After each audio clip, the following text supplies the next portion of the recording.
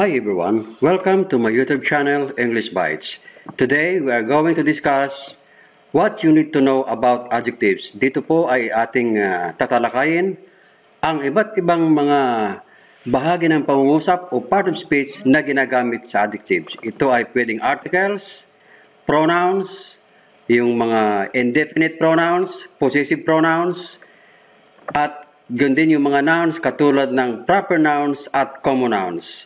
Pero bago yan, syempre, if you are new in this channel, please don't forget to like, subscribe, click the notification bell in order to be updated at syempre, share na rin para mas marami pang matuto. Now, adjectives are words that are used in adding details to your idea. Ang sabi rito, ang adjective daw ay mga salita na ginagamit para magdagdag ng detalye sa iyong idea. These are words used in describing other words. Ito raw ay mga salita na ginagamit para maglarawan ng iba pang mga salita. In this video, you will learn how to identify adjectives by studying their functions. Adjectives are generally defined as words that modify nouns and pronouns. Ang adjective daw ay dinidefine na salita o mga salita na naglalarawan ng nouns at pronouns. Example, 4 young ambitious men won the amazing race. Our example here is 4 young ambitious men won the amazing race. Para malaman natin ang adjective, we need to find first the nouns in this sentence. Ano-ano ba ang mga noun dito? Ang noun dito ay itong men at itong race. Para malaman natin ang adjective, usually, ang word na sinusundan ng noun, yun ang adjectives katulad nitong 4, young, at ambitious. Itong tatlong word na ito, ang siya nagde-describe ito sa noun na men, kaya itong tatlong ito, ang siyang adjective, itong 4, young, ambitious. And then, ito namang isa, itong sa race naman, ang word na sinusundan ng salitang race ay itong the amazing. Kaya meron tayong dalawang adjective ito, itong the at amazing, na nag-describe dito sa noun na race. Next, a black furry puppy slept on our doorsteps.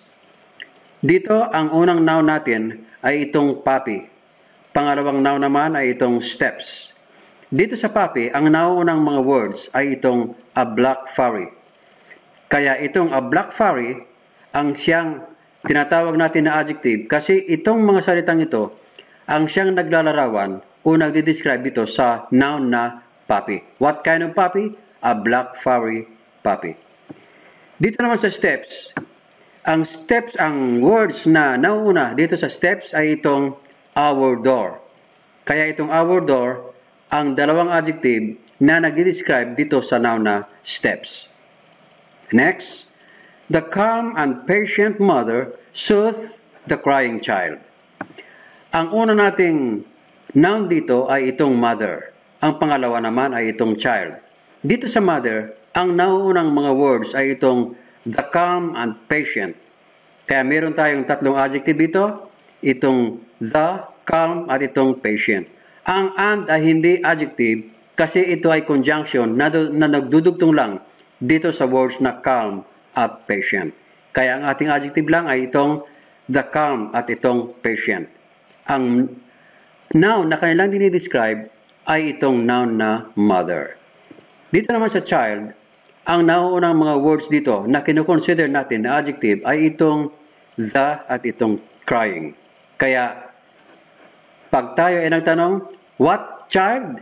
The answer is the crying child. Kaya itong the crying ang ating adjective.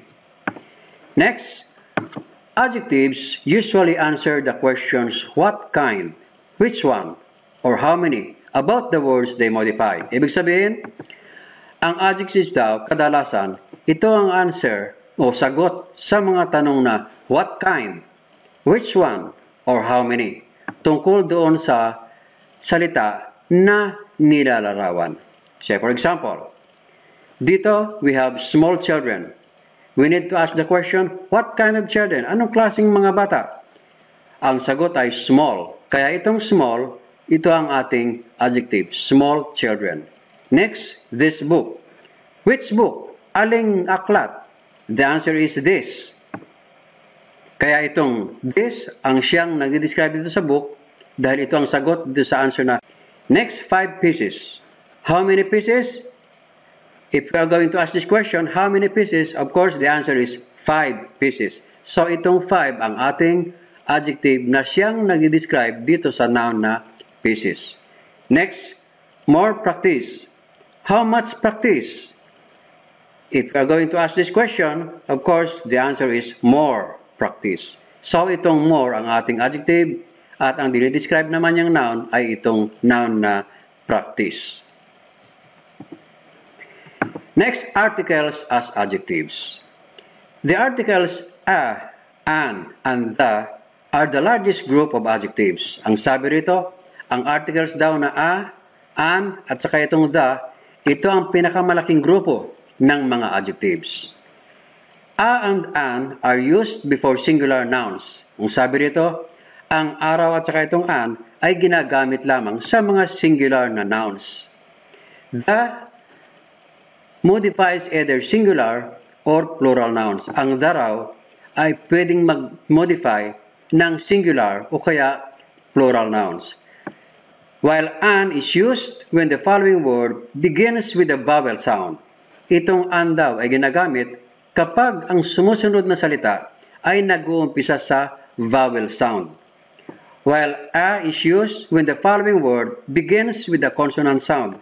Ang araw ay ginagamit kapag ang sumusunod na salita ay nag-uumpisa sa consonant sound. Examples. He bought a big bike yesterday. Dito, ang ating article ay itong a. Ang a ay sinusundan ng word na big which begins with a consonant. Kaya ito ay tamang ating gamit ng article na a kasi ang kasunod na word ay nag-uumpisa sa consonant. He bought a big bike yesterday. Next, Mr. Smith wants to teach in a university. Dito, ang a ay sinusundan naman ng university. Notice here, itong university begins with a vowel letter, but the pronunciation is consonant. University, U. Kaya, ang gamit natin ay a. Kasi ang sound niya ay consonant, although ang letra niya ay vowel. Alright. Next, I need an umbrella. Dito naman, ang an ay sinusundan ng word na nag-uumpisa sa vowel sound. According to the rule, kapag ang sinusundang salita ay nag-uumpisa sa vowel sound, dapat ang gagamiting article ay an. Kaya, tamang gamit ng an dito. I need an umbrella. Next, the dog that beat him ran away. Dito naman, itong the ay sinusundan ng singular na noun na dog. The dog that beat him ran away. Now, dito, itong the ay definite article. Kasi dito, ang binabanggit na aso ay yung mismong nakakagat. Pag ito ay pinalitan ng a dog that beat him ran away, ibig sabihin, yung asong tumakbo, kahit na sino, na aling aso, ay pwedeng yun ang tumakbo. Hindi rito binabanggit kung aling aso yung kumagat. Pero kapag ang ginamit, ay yung mismong aso ang tinutukoy dito. Yung mismong asong nakakagat. Okay, kasi kaya ang ito ay tinatawag natin na definite article. At ito ay sinusundan ng singular na noun, dog. Next, the children are noisy. Dito, itong ating the na kinoconsider din natin na adjective. Katulad dito, adjective din ito.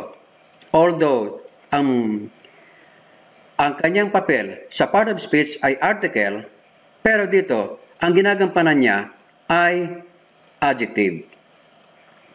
Dito, the children are noisy. Itong the ay sinusundan ng plural na noun. Itong children kasi ay plural. Ang ginamit, kasi according to the rule, ang the ay pwedeng gamitin sa singular at sa plural noun. Common nouns act as adjectives when they modify noun or pronoun. Ang sabi rito, ang common nouns daw ay tumatayong adjective kapag sila ay naglalarawan ng isa pang noun o kaya ng pronoun. Example, our doorknob was destroyed last night. Here in this sentence, itong word na door ay tumatayong adjective na naglalarawan dito sa noun na knob. But this door is actually a type of common noun. But in this sentence, this word is actually functioning as an adjective modifying the noun knob. Next, we are going to watch a baseball game tonight. Now, if we are going to ask a question, what kind of game? The answer is baseball. So, itong baseball ang ating adjective. But actually, this baseball, if you are going to look this up in a dictionary, it is actually a kind of noun.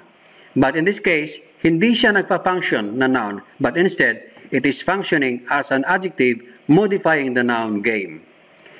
Next, Sheila lost her college diploma yesterday. What kind of diploma? College. So college is our adjective modifying the noun diploma. But actually, college is a kind of noun. What kind of noun? It is a common noun. But this time, it is no longer functioning as a noun, but rather, it is functioning as adjective modifying the noun diploma. Pronouns as adjectives. Some pronouns act as adjectives when they modify nouns or pronouns. Ang sabi rito, ang ibang pronouns daw ay tumatayong adjectives kapag sila ay naglalarawan ng nouns or pronouns. Example, this task is very difficult. Our adjective here is this, kasi it modifies the noun task. But actually, itong this, kapag tinignan natin ito sa dictionary, ito actually ay isang uri ng pronoun. It is a relative pronoun. But this time, it is not functioning as a pronoun, but it is rather functioning as an adjective modifying the noun task. Next, these papers look expensive. Itong this ang ating relative pronoun na ngayon ay pumapapel o tumatayong adjective na nagmo-modify ng noun na papers. What kind of papers? These papers. Or which papers? The answer is these papers. Next. Interrogative pronouns which, what, and whose act as adjectives when they modify a noun or pronoun. Ang sabi rito, ito raw mga interrogative pronouns katulad ng which, what, and whose act as an adjective. Ito raw ay tumatayong mga adjective kapag sila ay naglalarawan ng noun o kaya ng pronoun. Example, which is your favorite shoes? Dito, itong which ay siya ay tumatayong pronoun sa sentence na ito. Samantalang dito, which shoes is your favorite?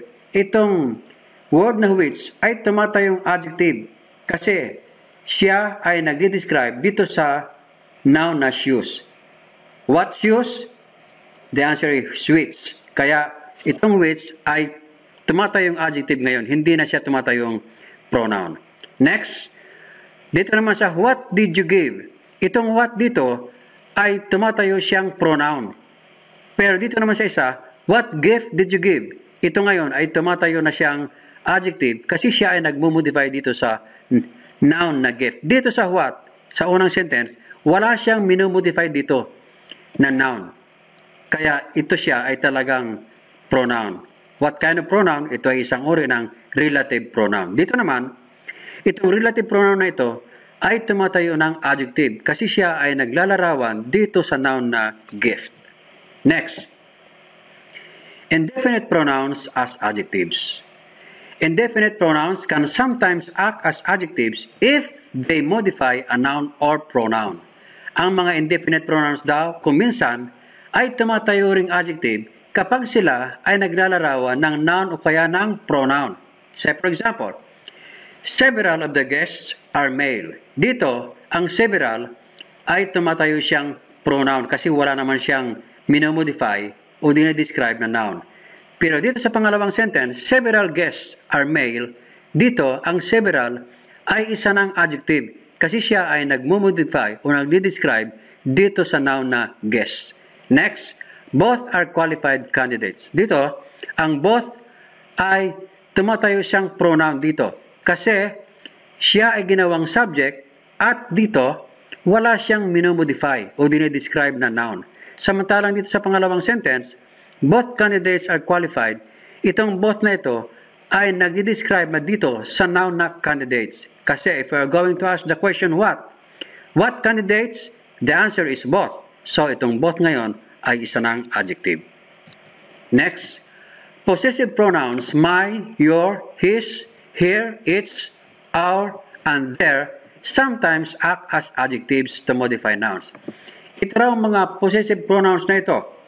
Itong my, your, his, her, its, our, o kaya itong their. Kung minsan daw, ay tumatayo ring adjective na nagmumodify ng nouns. Example, Shirley found her ring in the closet. Dito, itong here ay isang possessive pronoun. Pero dito, siya ay tumatayong adjective kasi siya ay nagdi-describe dito sa noun na ring. Dual function ang papel niya rito. Siya ay isang pronoun, possessive pronoun, as well as adjective. Kasi siya ay nagmumodify ng ring. At possessive pronoun din siya kasi siya ang nagmamayari dito sa ring. Next, the participants change their leader. Dito naman, itong there ay tumatayong adjective kasi siya ang nag-describe dito sa noun na leader. Pero dito, ang there ay tumatayo ring pronoun, possessive pronoun. Kasi it shows ownership. Kanginong leader? There. So, itong there ay dual function siya rito. Siya ay pumapapel na pronoun, possessive pronoun as well as adjective. Next, predicate adjectives follow a linking verb and describe or modify the subject of the sentence. Sabi rito, ang mga predicate adjective daw na sinusundan ng linking verb ay nagdi-describe o nag-modify ng subject sa isang sentence. There may be more than one predicate adjectives in a sentence. Pwede raw magkaroon ng isa o mahigit pang predicate adjective sa isang sentence. Say for example, your suggestion seems correct. Now, itong word na seems, ito ay isang uri ng linking verb. Ito. Kasi kapag pinalitan natin ito ng is, ay hindi nababago ang idea sa sentence. Say for example, your suggestion is correct. So itong seems ay isang uri ng linking verb. Ang sabi rito, ang predicate adjective daw ay sumusunod dito sa linking verb. Kaya itong correct ay maituturing natin na isang predicate adjective. Kasi siya ay sumusunod dito sa linking verb. Now, kapag ganito na, itong correct ay siyang nagdi-describe dito sa noun na suggestion. Kaya ang correct ngayon, itong word na correct, ay isa na ngayong adjective na nagdi-describe dito sa suggestion. Now, pag ganito, ay tandaan natin, ito ay nangyayari lamang kapag ang verb na ginamit ay isang linking verb katulad nitong seems, is, at itong sounds. Ito ay mga linking verb. Dito lang siya na-apply. Next, the river is long and narrow. Now, we have two predicate adjectives here. Itong long at saka itong narrow. Ito ay nagdi-describe dito sa river, a noun na river. What kind of river? The answer is long and narrow. So, itong long and narrow ay predicate adjective na idinugtong ng linking verb dito sa subject. Okay. Next, Myrna sounds nervous. Itong nervous ang ating adjective na nagdi-describe dito sa sound na Myrna. Remember, itong sounds ay pwedeng palitan ng S. Kaya itong sounds ay isang linking verb din. Kapag palitan natin ito ng S, hindi nababago ang sense sa sentence. Say for example, Myrna is nervous. So nothing is changed. Walang nabago, kaya ito ay linking verb. Since this is a linking verb, itong nervous ay makukonsider natin na predicate adjective na nagdi-describe dito sa noun. If you have learned something in this video today, please don't forget to like, subscribe, click the notification bell in order to be updated at syempre, share na rin para mas maraming matuto.